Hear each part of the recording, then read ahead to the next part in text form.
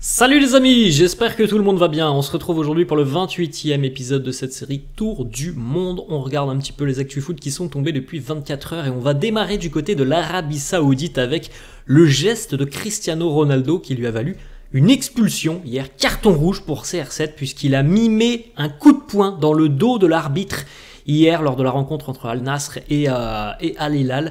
Donc il a reçu un carton rouge CR7 pour ce geste dans le dos de l'arbitre. D'ailleurs, Al Nassr a été éliminé. On enchaîne les amis avec le retour de la Ligue des Champions. Ça c'était il y a quelques années lorsque le Bayern s'était imposé 10-2 en cumulé face à Arsenal. Bon, je ne suis pas sûr que ça soit le même résultat cette année étant donné la forme des Bavarois et la forme étincelante des Gunners. Le CM de Al Hilal qui est très taquin avec Cristiano Ronaldo. Donc on a vu sur les réseaux sociaux, le compte Twitter de Al Hilal, des smileys, des petits messages aussi, puis le contenu qui avait été masqué par Twitter. Le Real qui affronte donc ce soir Manchester City, les Merengues et Citizens se sont déjà affrontés l'année dernière, on s'en souvient, City avait humilié le Real 4-0 au match retour.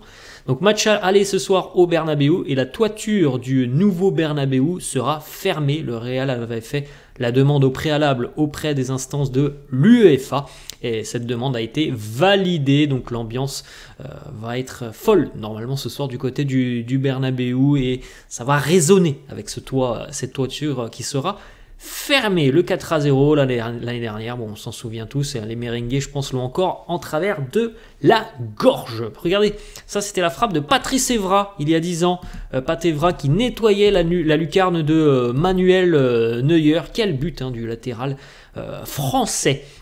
On a un autre but, ça c'était Hatem Ben Arfa il y a 12 ans, ça date déjà 12 ans, un but en mode Messi, même si la défense c'était quand même bien ouvert devant Hatem Ben Arfa à l'époque du côté de Newcastle. Les amis, retour de la Ligue des Champions aujourd'hui, retour des belles soirées européennes avec ce soir, donc du côté du Bernabéu, le Real qui affronte Manchester City. Dans le même temps, à l'Emirates, Arsenal recevra le Bayern. Demain, les deux autres quarts de finale avec évidemment du côté du parc, le PSG face au Barça et au Metropolitano, l'Atlético qui recevra le Borussia Dortmund. Du côté de l'Arabie Saoudite, comme on l'a dit, Al Hilal a enchaîné une 33e victoire consécutive. Al Hilal a éliminé Al Nassr de la Super Coupe d'Arabie Saoudite. Al Hilal affrontera le Al Ittihad de Karim Benzema jeudi en finale.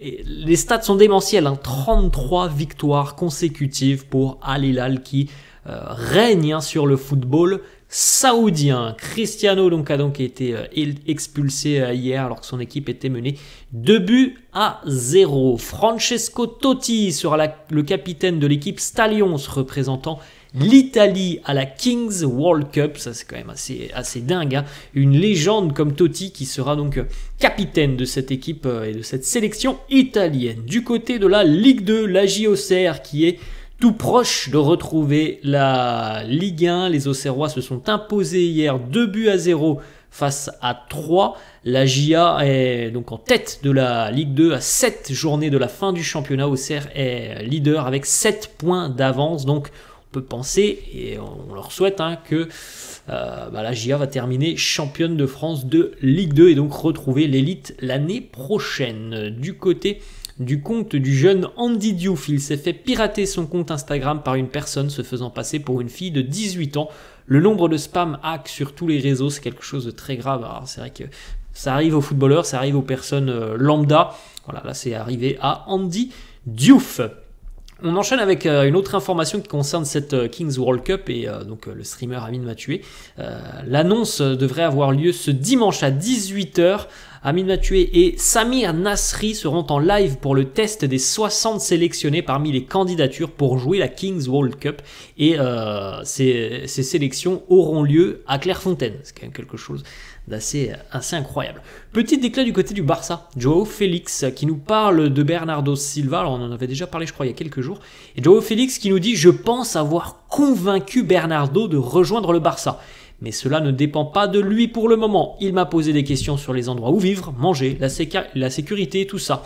Et Joao nous dit qu'il pense avoir donc convaincu Bernardo de s'engager au Barça. Maintenant, Il y aura une clause libératoire cet été pour Bernardo Silva, je crois qu'elle était de 50 millions d'euros, donc si le Barça veut Bernardo, il faudra payer un petit peu, et on connaît les finances catalanes, c'est pas la chose la plus simple pour le Barça de sortir 50 millions d'euros. Karim Benzema, buteur avec Al Ittihad hier, ça fait du bien au Nouébé qui a quand même vécu une début de saison 2024 très compliqué du côté de son club en Arabie Saoudite.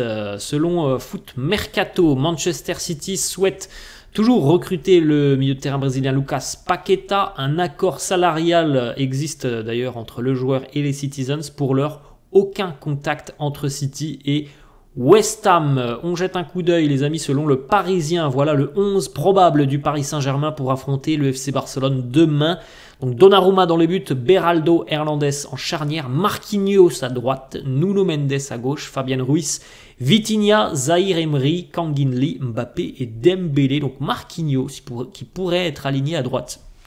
Quand même une petite surprise. Du côté de Fabrizio Romano, évidemment la période mercato va bientôt arriver, on approche de la fin de saison et ça va être le moment pour Fabrizio Romano de nous lancer toutes ces informations d'ici à quelques semaines. Déjà une première qui tombe, Felipe Anderson, le Brésilien, devrait signer libre de tout contrat du côté de la Juve cet été. L'accord est quasiment conclu entre l'ailier et la Lazio ainsi que la Juventus. On enchaîne les amis, on va aller du côté de Liverpool. Selon encore une fois Foot Mercato, Liverpool aurait envoyé une première proposition de contrat à l'entraîneur portugais du Sporting, Ruben Amorim. Un contrat de 3 ans lui aurait été proposé.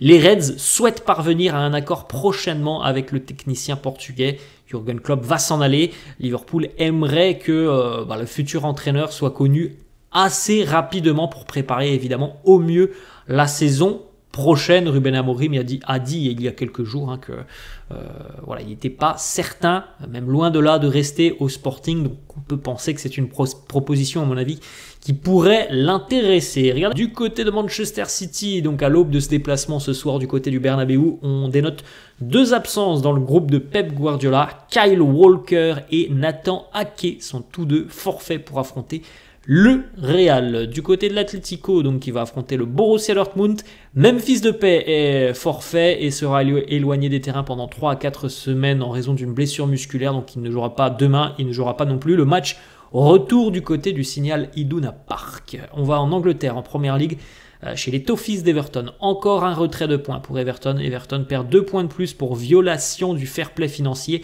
Les Toffees descendent donc à la 16e place avec seulement 2 points d'avance sur la zone rouge. Si je ne me trompe pas, il y avait déjà eu un retrait de points en début de saison pour Everton.